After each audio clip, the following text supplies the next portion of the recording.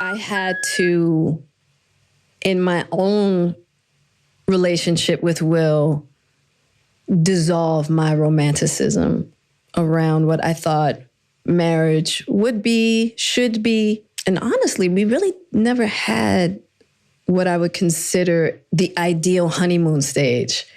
You know, even though you do have the honeymoon stage, but our relationship started with some challenges, you know, because he was divorcing. And then our life just took off like a rocket ship. We just took on this huge life in our early 20s. And where his focus was really about, hey, I want to be the biggest movie star in the world. Mm-hmm.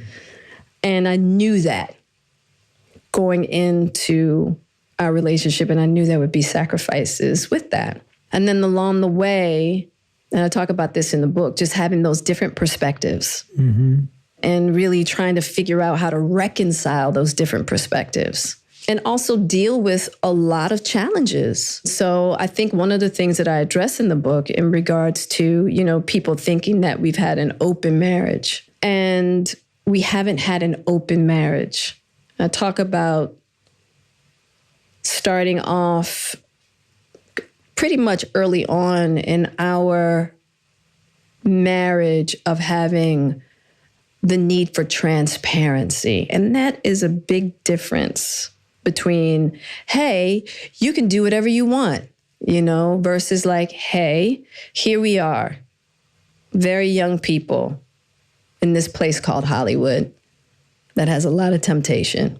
Let's have a partnership around this. Let's be very realistic of what this life is. If we're talking about we're going to be together forever and ever and ever, that means there's going to be some temptations that come up. Let's be in partnership and let's talk about that. All right, Mark, what do you got? Okay, yeah, just one thing on this, which is just, as I said on the first video, the inability to land on anything solid, tangible events, things that happen with people, things people say, the intention behind those things, you know, the stuff that you might talk about if you're having a real conversation with somebody to really understand, like, what is actually really happening for you and other people. What did you do? What did you say? How did that feel to you?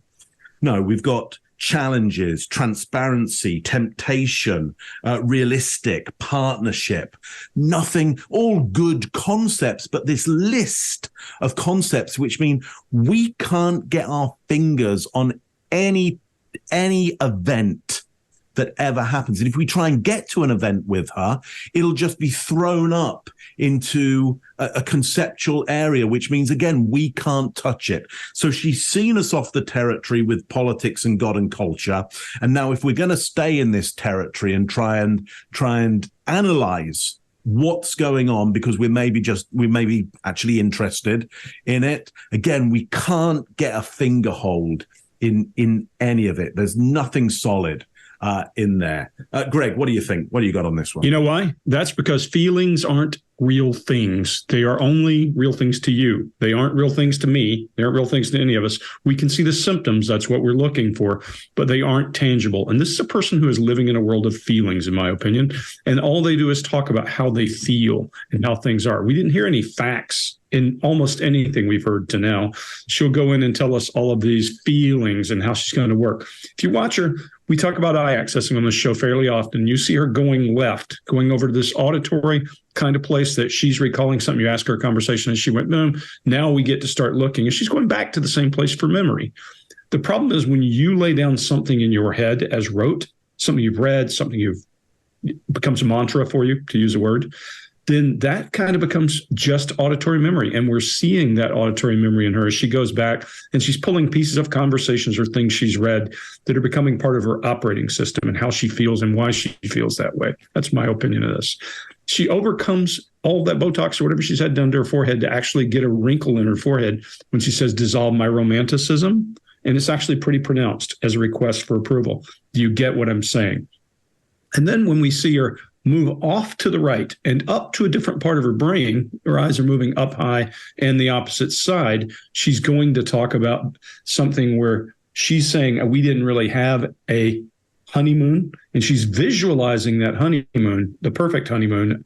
And then she realizes, well, wait a minute, I'm rich and the rest of the world isn't, and we probably did have a perfect. See those regulators, those stop motions, as you called it, Chase, and she thrust her hand forward to take that over. Really interesting to see. And then after she said, I knew there would be sacrifices because Will wanted to be the world's biggest movie star, you see this taste in her mouth. That's pretty interesting. Then she moves immediately to overpronouncing the word open. When she overpronounces the word open, she does that with words that she's going to try to drive home to you. She then shifts gears and turns into Bill Clinton and redefines a word. I think it's really a good indicator that mostly what we're going to see from her anyway is going to be feelings, not facts. Chase, what do you got? Mark, I want you to elaborate on this, if you can. Is her use of the word romanticism, I don't think that means what she thinks it means. I think it means she's thinking romantic ideas about a romantic behavior. But I think romanticism might mean something different. Do you agree with that or no? Well, I think there are two potential meanings here. One is the romantic ideal, which would be, let's say, roses and candles and riding in on horses, and it'll mean different things to different people. Those are the images that I'm going to pick for this ideal of romanticism. Then there's when you romanticize something, which is make it perfect. So I think there are two possible things that she's picking from. Yeah, I would say. Yeah, when you were saying the first idea, all I could think was just cut scenes from every season of The Bachelor would be that. Right. That exact thing. So and drinking from a mug like this with two hands. Yeah. So she says we had different ideas about the world. We had to figure out how to reconcile perspectives. We had to deal with challenges. We need transparency in the marriage. Show me someone that's every human. That's every relationship in the world. This is just generic blather. It's hollow, generic blather. But this is honest behavior here. And there's no deception really about what she's saying. Her cadence is smooth. Her delivery is consistent with her baseline. There's nothing off about her movement, especially with all the stuff that we did find in the last video with some red flags when she interviewed with Hoda. With all that said, there's nothing she's saying that is detailed, transparent, actually conveying an answer to the question. So while we aren't seeing deception here, we're seeing other types of truth avoidance. And there's 8 types that I teach in my training. And I'll let you decide which of these 8 you're seeing in the video here. You can put it in the comments. There's propagandizing, gaslighting, deception, selective truth, cover-ups, self-enhancement, omission, and avoiding. So with that little list, I'll let you decide what you see there. Scott? All right. Here she continues to alight upon the obvious with this profound and original discovery vibe she's got going on. Like, look, I've discovered this.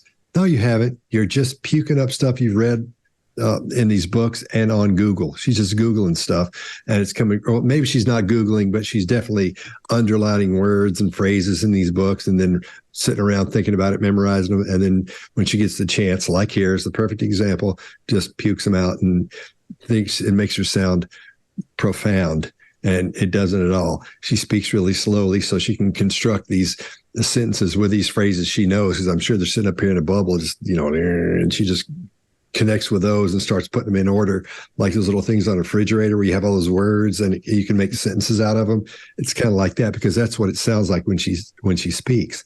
It sounds, I think she thinks it makes her sound intelligent, whereas it doesn't. This is one of those things that gets on my last nerve, where somebody uses these words and phrases to help enhance the way they look to someone from an intellectual perspective, and it just right in the commode. It doesn't work at all here, because you get that creepy feeling of what's wrong here, and this is what's wrong here.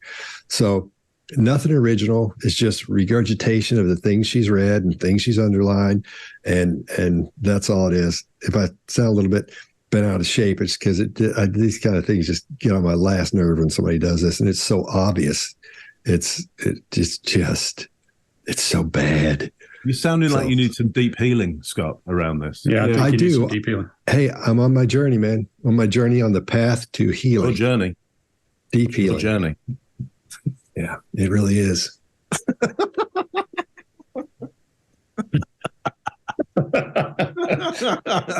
I need some healing after watching 2.5 hours of this video.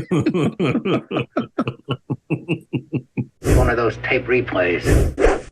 I had to, in my own relationship with Will, dissolve my romanticism around what I thought marriage would be, should be. And honestly, we really never had what I would consider the ideal honeymoon stage. You know, even though you do have the honeymoon stage, but our relationship started with some challenges, you know, because he was divorcing. And then our life just took off like a rocket ship. We just took on this huge life in our early 20s. And where his focus was really about, hey, I want to be the biggest movie star in the world. Mm-hmm. And I knew that going into our relationship, and I knew there would be sacrifices with that.